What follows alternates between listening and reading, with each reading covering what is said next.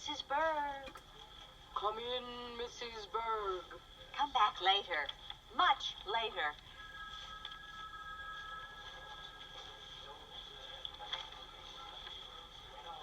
Mrs. Berg, you're reading the National Sizzler? Of course not. I never even knew such a thing existed. But someone, some horribly twisted person, must have put one in my shopping cart last night. And you just had to read it cover to cover to see how awful it really was. Exactly. In this issue, there's an article about sex and the single men in our big cities. Some such thing. And there are pictures. A young man in swim trunks. I mean, we're talking Mark Spitz, eat your heart out. Mrs. Berg, what you do in the privacy of your own home is up to you. I'm getting to the good part. The young man is Mr. Reardon. This blonde tiger is a perfect example of the predatory contemporary male presently roaming the urban sexual jungle. Well, you gotta let me borrow this. Life and death, a must. Well, I don't know. I was thinking of framing it. Oh, I'll bring it back good as new as I promise.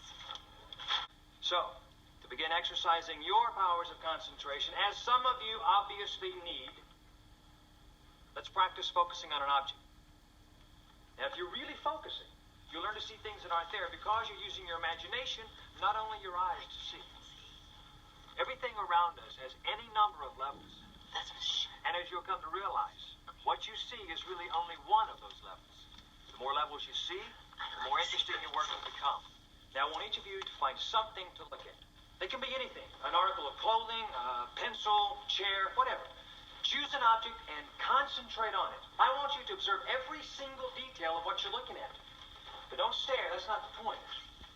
Coco, your eyes are bulging. Come on, don't stare, just look. Looking.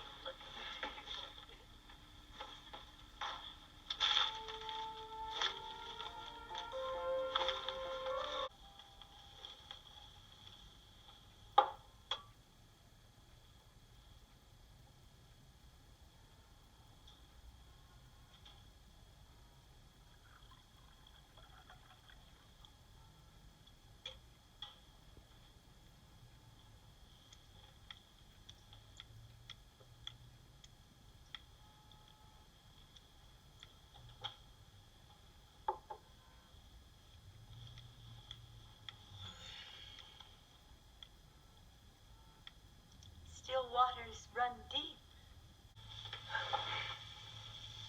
But you can't hear the girls whistle at you back here. So you heard about my little problem.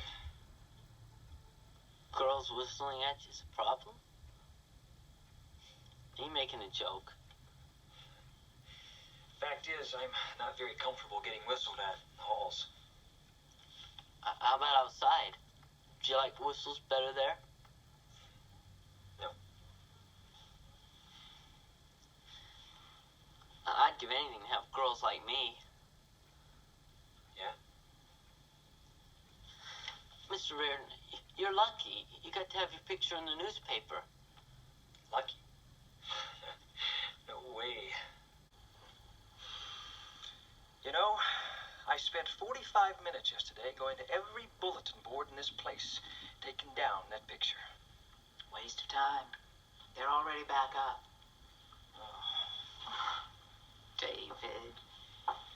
If you just look at it with a certain sense of humor. I mean, a lot of people would be flattered to have a picture like that in a national newspaper. Would you be flattered? Well, no, I suppose not. But that doesn't mean everybody would be disapproving.